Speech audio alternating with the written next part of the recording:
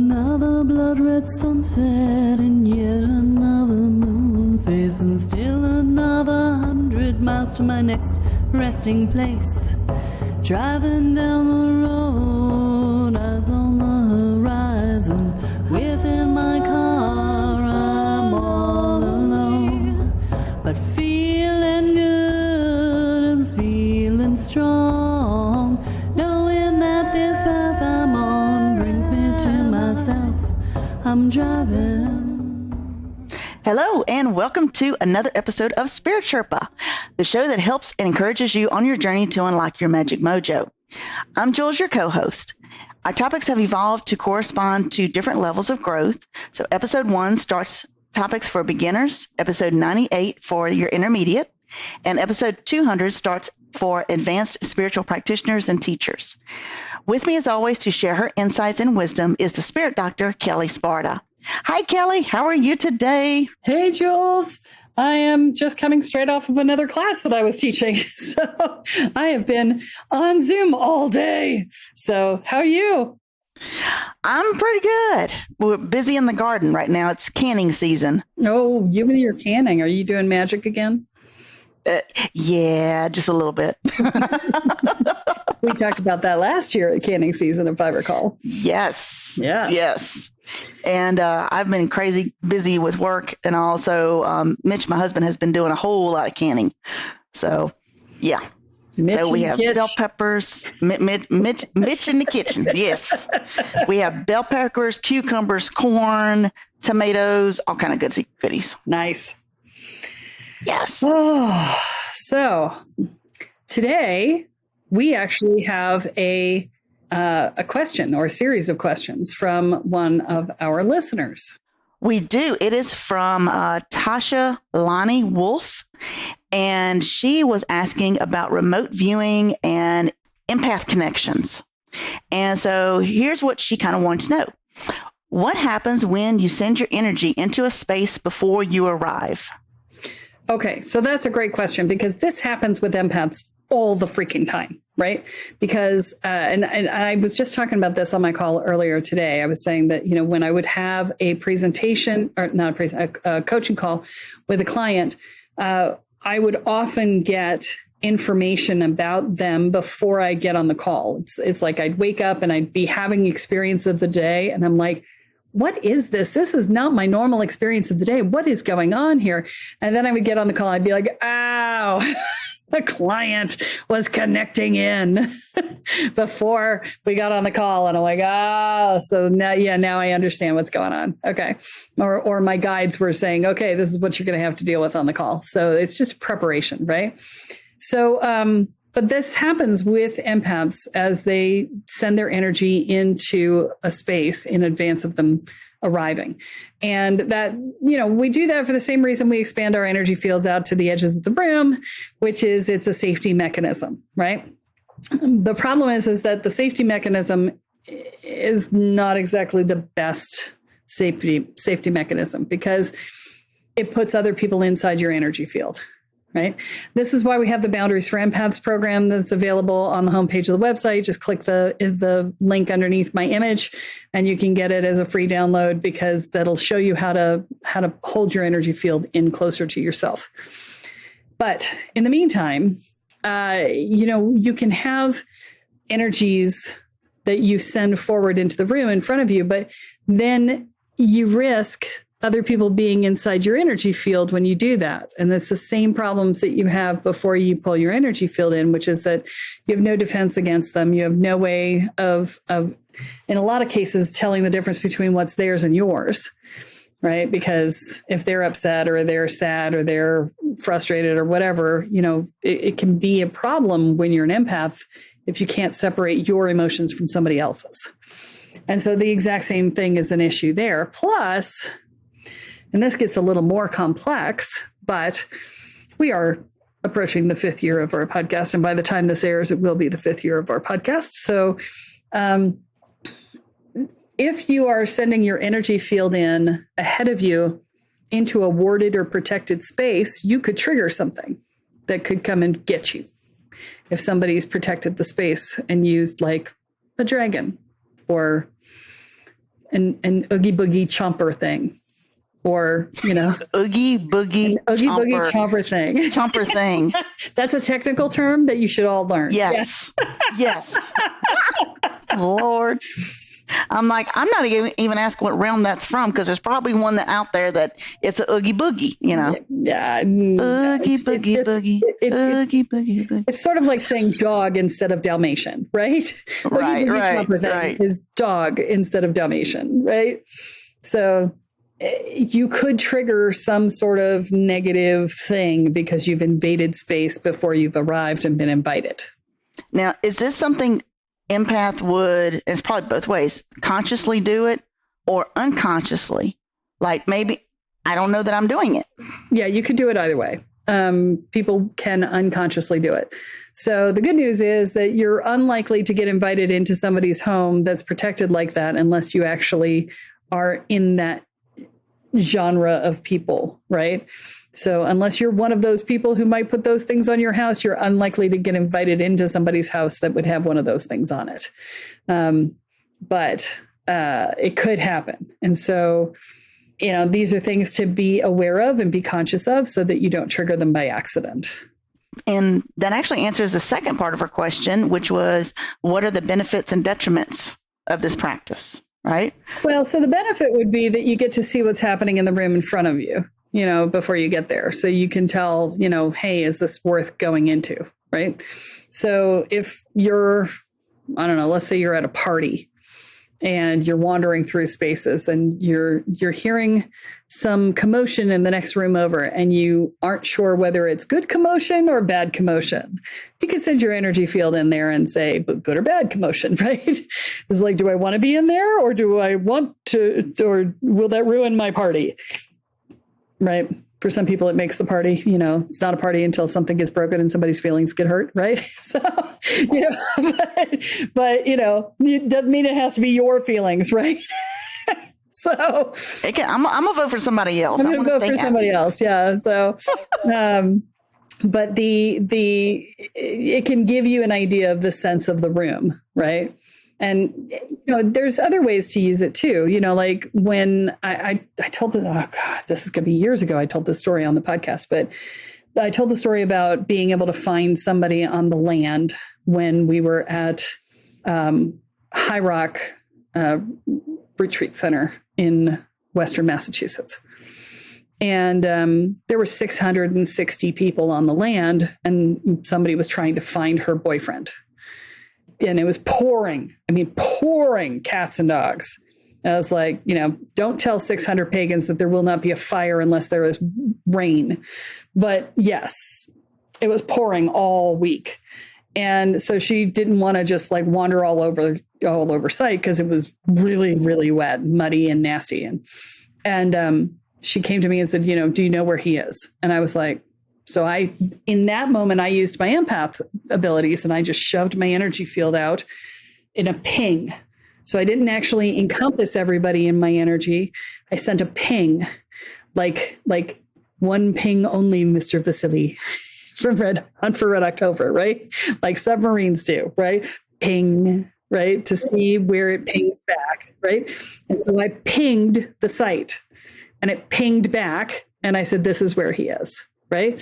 And she said, well, did he tell you he was going there? I said, you asked me where he is. That's where he is. He did not tell me. He doesn't check in with me for where he's going to be. No, but you asked me where he is and that's where he is. Well, if you don't know for sure, I'm like, okay, I wandered off. And sure enough, that's where he was. But, I did it as a ping, not as a encompass everybody in the entire space in my energy field. Right. So, that is a way that you can do it if you're looking for somebody specific, right? That works for, I need to find X, somebody or something specific that has a good energy field to it. You'd be like, ping, okay, that's that, right? So that you can use without having to have other people in your energy field, and there aren't any real repercussions to that, except that theoretically I could have set some things off if people had protections on those spaces. So are there, say if I'm practicing my remote viewing skills, right? I'm just practicing and all. Is there something that I can do to protect myself with remote viewing? Either because there was, what was the one? It was remote viewing. Then there was looking in the future, looking in the past. And I don't know if that's different. Yeah, those are different. And how do I protect myself with those things, or say, somebody has a ward over here, and I don't, make myself aware of it. Yeah. So, and it also depends on how the ward is constructed, right? So if the ward is simply to ward off anything that has negative intent, if you don't have negative intent, you're not going to set it off, right? So no big deal, right? But you have to assess the ward to know that. And that's a very fine thing to do, right? So you could send off a ping that is designed to avoid all warded spaces. It's magic. What is it about? It's about intention. Set your associations accordingly, right?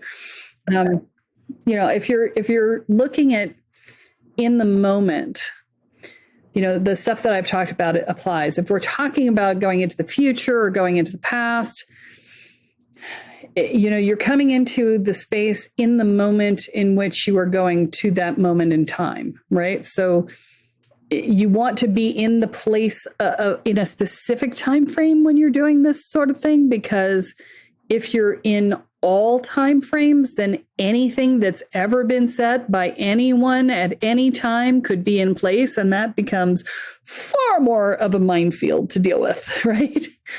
So you want to make sure you're in a specific time frame.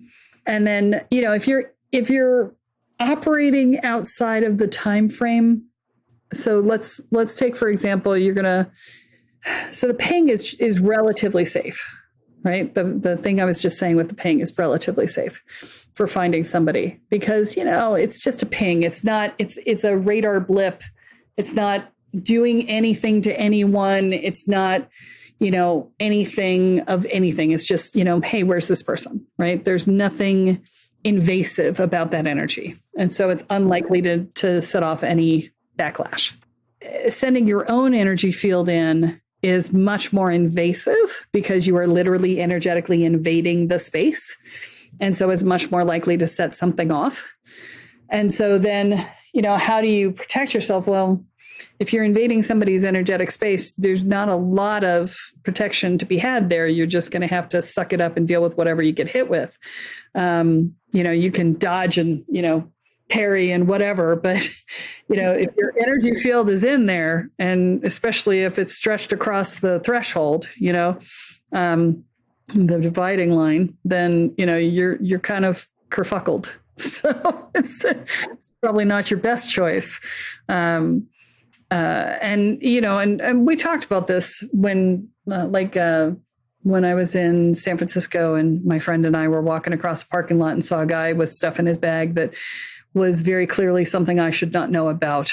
And he was very, very powerful magician. And this was, back when I was like 28, 29 and still just coming into my own. And I knew enough to go, I do not want to mess with this guy. I don't want this guy to even notice me, because I know he's got something relevant in that bag. And if he knows I know, I'm screwed. And I was like, oh shit. And so I just looked at my friend and I was like, oh, and we're going to go to the Castro tomorrow. And da-da-da-da-da. And I said, be brain dead with me. And she was like, what? I said, just do it. She's like, okay, we're going to do this. We went straight into tourist mode and put out the energy of tourist. And when he walked away, I was like, I waited till he was gone to tell her what was happening, what had happened, because I didn't want her to accidentally trigger his attention, because he was definitely the biggest bad in the room. I was not going to mess with the biggest bad in the room on that day. So, I'll mess with the biggest bad. Right. And so some days you just don't even want to be noticed, because to be noticed is to be in danger. Right. So I was just like, no, I'm not going to be noticed on this. So, that sort of thing is what we were looking at. And so protecting yourself, the smartest thing to do is don't invade other people's space. Yeah. if I'm practicing my remote viewing, I want to, go see what it, like the pyramids in Egypt or something, or in the astral or something. I want to go see Mars or Pluto or, something like that. How does that work? Am I actually sending my like sending the whole thing out, or am I just blipping just to kind of start getting that pieces and parts of the remote viewing? So it depends on how you're doing your remote viewing. Okay. Some people will astrally project to do it, which I don't recommend ever, which is, the spirit leaving the body, right? That's the most dangerous form. Remote viewing of sending your consciousness out, which is the remote viewing that I recommend, you can absolutely do. It's not the same thing as sending your empath energy field out, though. It's your empath energy field is your aura, right? And you're not going to send your aura to Mars. That would suck. That was her next question. Is there a difference between? That's why I was asking this, because is there a difference between sending your consciousness and sending your aura / empath self? Yes. So your aura / empath self is your aura. It's the energy field that surrounds your body, that keeps your body going. It's a container for your soul and all of that. You do not want to send that someplace. I want to keep that with me, don't I? Yes. Don't send that place. Okay. I don't want to send that. Let's not do that. Okay. Yeah. Your consciousness is your awareness, right? It's your mind, your conscious self, right? And that is what you can send. And then, you can use that to see things and experience things and whatever, but you're not sending your aura when you do it. Now, and then astral projection, that's another different thing. Astral projection is taking your spirit out of your body and sending your spirit to another location and leaving your body unprotected. Well, theoretically unprotected. You could do a lot of protections on it, and I would recommend that if you're going to do astral projection, which I don't recommend you do, because it's perfectly easy to just do the remote viewing, but if you insist on doing astral projection, you should do a lot of protections on your space and on your body, and have somebody standing by to watch over you, and all the things, because it is dangerous inherently. So But that's the leaving of your body, your soul leaving your body. And the only thing that's keeping you alive is the silver cord that runs between you and your soul and your body. If that cord gets cut, you die, which is why I don't do this. So that would be my Dr. Strange reference whenever he was going to the library, getting his textbooks, and is that the astral projection, or is that different? He was teleporting. Because he could physically pick up the books, right? Oh, true that. Yeah. Okay. Now, whenever she pushed him and she was like, oh, yeah, I just threw your astral body out for a little bit. How'd that feel? Okay. That's two different things. Forcibly causing him to astrally project. Yeah. Yeah. Okay. Oof. All right. Which is different than sending out your conscious, and different than sending out your aura. Yes. Oh my God. Okay. I don't make the rules. I just report them. That's it. True that. Thanks, Tasha. You just made my brain go. This is awesome. Oh my goodness. So was that the last question?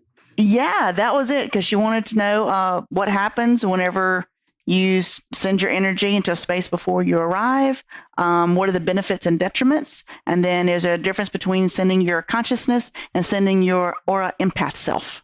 Yeah, and I think we've covered that. So I'm going to say this because I've had two people. So I'm going to talk about something completely different for a minute, since we're not done with the episode time frame yet. But I've had two people in the last 24 hours say that they looked at the work in the Welcome to the Woo program and said that it looked like therapy. And I want to be really clear, it's not therapy. And that they were like, oh, I wanted to learn the magic. I'm like, look, here's the deal. The magic is a function of the work you do on yourself. Kathy talks about the artisanal well all the time, right? We are naturally springs that have water shooting out of us, right? Energy shooting out of us. And over time, our parents, life, ourselves, our experiences throw garbage into the spring. And eventually the garbage fills up enough that the water stops flowing. And then it compacts down. And then it fills with rainwater. And then we convince ourselves that we are the rainwater. And if you believe that you're the rainwater, you will only have access to as much magic as the rainwater is deep, which will change from day to day based on how much rain you've gotten. Okay. We don't work with rainwater. We work with artisanal wells. And so part of the work is pulling the garbage out of the well. If you do not empty the garbage out of the well, you will never have access to the fullness of your power. And so that is why people talk about shadow work so much. That is why people talk about doing your work. That is why, because you will always be limited by the amount of water that's available in your well. And if you haven't cleared the garbage, that amount of water may be very small. And therefore, you will be a truly mediocre practitioner because you will not have a lot of power because you will have not reached your inner source. And that's the reason why we do this work. You must reach the inner source. And I realize we haven't talked about this recently. I talked about it a lot in the beginning, but we haven't talked about this as part of this work. And here's why, okay? Let's say that you are stepping into you want to step into a higher level of your power, but you've got a block that says, I'm afraid of my power. If I step into this really powerful place, one, I might flame the living crap out of everybody because I haven't dealt with my anger, right? Fireballs. Piss me off, see what happens, right? And fuck around and find out, right? Yes. That. Or two, taking on more power means taking on more responsibility, and I'm already overwhelmed with the responsibilities I have, and I'm taking on responsibility for the whole freaking world. How can I take on more, right? And having to deal with that. There's a lot of things that get in the way. There's past life issues. I was burned at the stake for being a witch. How do I get past that? There's a lot of reasons why we run into these problems, and you will be stuck there until you address those issues, right? And so what we do as part of the work that we do in our programs is we deal with all of those issues. And we just clear them out, just clear the decks so that there is nothing in the way of you getting to the fullness of your full potential. And that is the reason why we do those pieces. And so, when you're looking at where can I take my classes, what can I do next, blah, blah, blah, keep in mind that you can develop as many skills as you want, but those skills will be limited by the amount of work you've done. And, you're not going to have a full understanding if you don't do a deeper level dive on how the work works. So, take a 2-hour class here and a 2-hour class there. That's how I started. There's nothing wrong with that, right? But when you're ready to get serious about your work, that's when you come and see me, because I work with the doers, with the magicians of the world, right? So I am not the sage. I've had Charlemagne on here, and Charlemagne talks about a lot of stuff in great depth because Charlemagne's a freaking sage. That woman knows freaking everything, right? She studies and she gets certifications and she goes in deep dives into, obscure magical tomes. That is her thing. I so wish I could do that. I can't do it. I go, I got nothing. It's like, I'm like, too many hard words. I don't wanna, I'm just going to go talk to my guides and have them tell me what I want to know. I would love to be able to do that. It's just not my thing. I've never been the researcher, right? But there are sages in the world and they look like her, right? And then, there are the dabblers of the world. It's like, ooh, tarot cards, ooh, crystals, ooh, angels, namaste. I look so spiritual, right? And we all go through that phase. Let me be clear. We all go through, I'm not trying to knock you, but we all go through the phase of the dabbling because we're not sure it's going to work. right? That's what the dabbling phase is about, is I'm not sure it's going to work. And if it hangs on for too long, the dabbling phase becomes about resistance.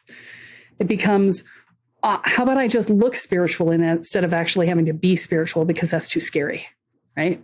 Or I can go this far, like comparing, say, wading in a kiddie pool to diving off the deep end and not knowing how to tread water, you know?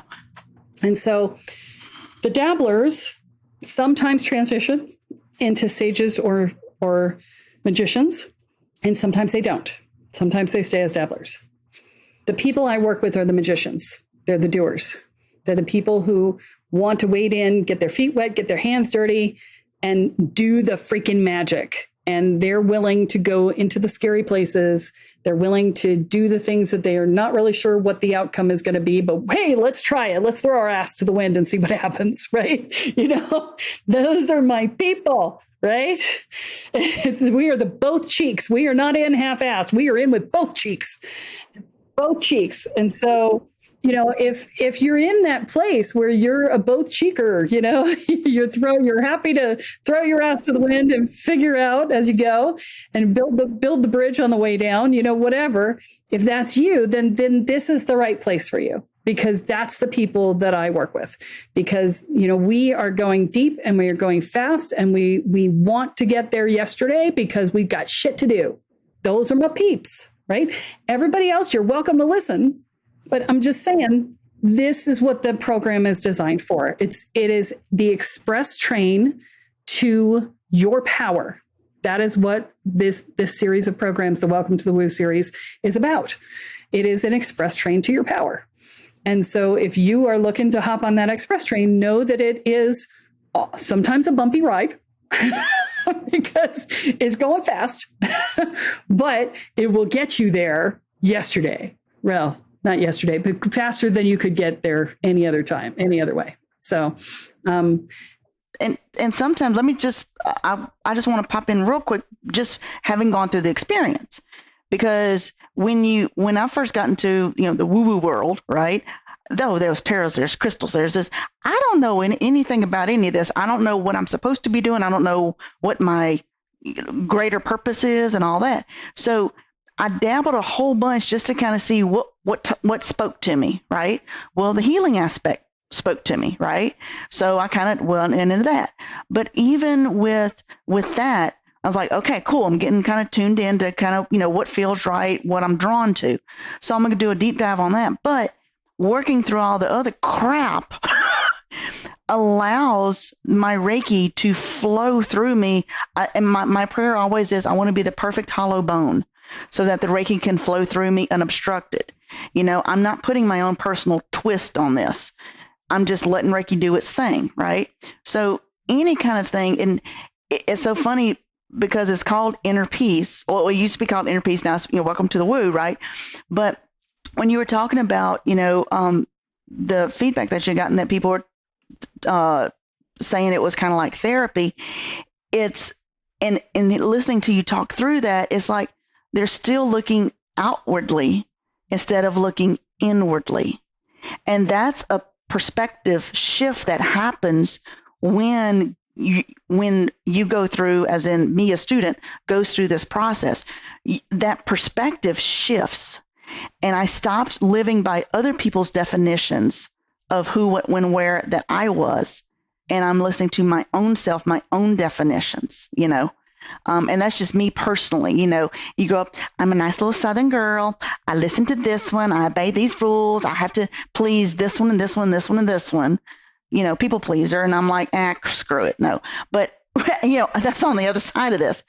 But, you know, kind of, in working with my magic, whether I'm doing Reiki, whether I'm doing spell, whether I'm putting my ward in or whatever, it's very freeing, and it makes that energy just flow, you know. And the other piece you have to recognize is that every time you feel beholden to do something for someone else, like you coulda, shoulda, woulda, should, must, right? All of those things you're giving away pieces of your power each time. And so, you know, a lot of the work that we're working on is just getting you to reclaim the power that you have, that you've handed away to other people without even realizing it. And so that's a lot of the work that we do as well. So it's all in service to finding your own inner power, to standing in your own sovereignty, to stepping into your purpose in the world. But, we gotta go through the paths we have to go through to get to them. And that's just how it is. If I could skip it, trust me, I would skip it, but we can't. Every time somebody skips it, they go back because they get stuck, and that's inevitably what happens. I mean, I can talk to people who've been doing this work for, 15, 20 years, and they are still stuck at something that I teach in the first or second program in the series. And it's because there's no curriculum and they never got that piece. And it's like, and I'll say it's hard to find, it was for me anyway, to find, okay, here's how you do this step by step. Here's what you need to work through. Oh, you're having trouble with resistance here, and actually give that thing a name. I'm in my victim. I'm waiting for Prince Charming to come and rescue me. Why am I doing this? I can rescue my damn self, and work through all of those things. So for me, I found it very helpful. Oh, it was tough as far, working through and allowing it to work, and not blaming everybody else, but, because I chose to give it away. So I can choose to take it back. With great responsibility comes great power. That's how that works.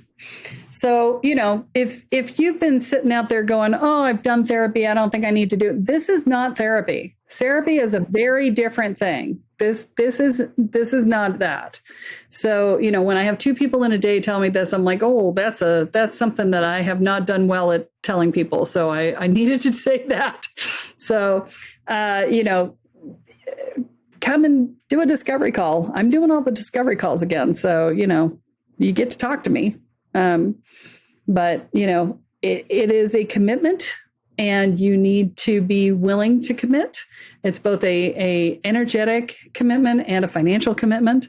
So, but that's how we progress at such a quick pace, is you step in with both feet and you get on the express train. So if you're interested, go sign up at it's called Welcome to the Woo. It's underneath the online programs on the website under Spiritual Seekers. And if you are interested in the Boundaries for Empaths download, that's for free. That is on the website as well, right underneath my pretty little face. You can just click that button and it'll take you right into the free download of that. And I highly recommend it. But by the way, if you're going to download it, freaking do it. What? You mean I have to click it, open it, and listen? Downloaded stuff. And I know. We've all downloaded stuff that we've gone, oh, I'll look at that later. And then it's gone. It's on the hard drive. And you're like, what the hell is this 6 years later when you're trying to clean out your hard drive? You're like, what is this? Just, there's a reason there's a follow-up sequence on it, because one of them says, hey, did you actually open it?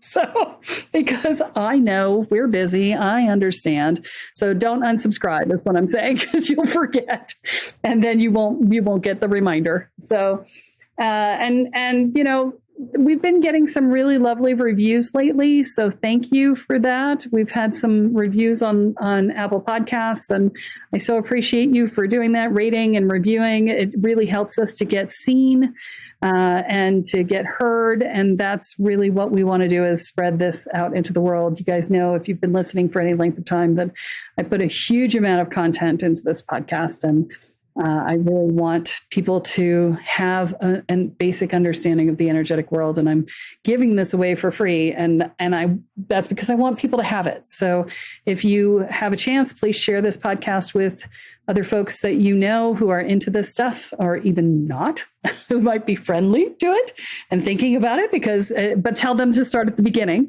The beginning of the podcast is specifically designed for people who are brand new into the spiritual world. So, plant the seed, share and care. Sharing is caring. So, and join the mailing list. If you do the Boundaries for Empaths download, you'll be on the mailing list, and you'll get all sorts of extra bonus information from me over the course of time. And sometimes sneak previews of new things like retreats that I'm going to be starting again. So you won't get advance notice of the retreats if you're not on the mailing list. And I don't do what other people do, which is discount the retreat at the beginning. What I do is I say the first people in the door get the best rooms. And so if you want the best room at the retreat, then this is the way to do it, by getting on the mailing list. So, yeah. There you go. All right. So go see us on Wooville and at the Woo. And we'll have a woohoo time on the express train going whoop woo. I was trying to put all that together. I know. I was impressed. I was not getting in your way. I'm like, she is on a woo roll. We're going to leave her go. It's on a woo roll. Woohoo! Woohoo! Woot, woot. Woot, woot. I know it. All right. Well, I think that's going to wrap it up for this week. Do we have a Kellyism? Be careful where you send your energy. Don't stick your energy any place you wouldn't stick your face. How about that? I'm going to leave that one right there.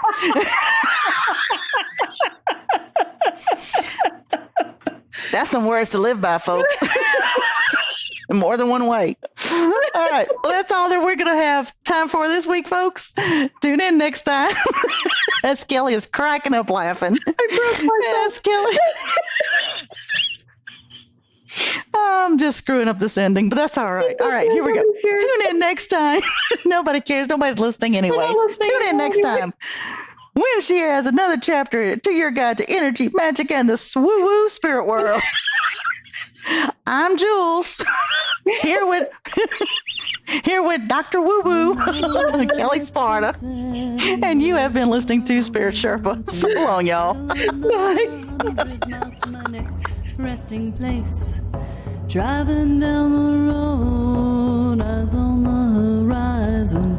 Within my car, I'm all alone, but feeling good and feeling strong, knowing that this path I'm on brings me to myself.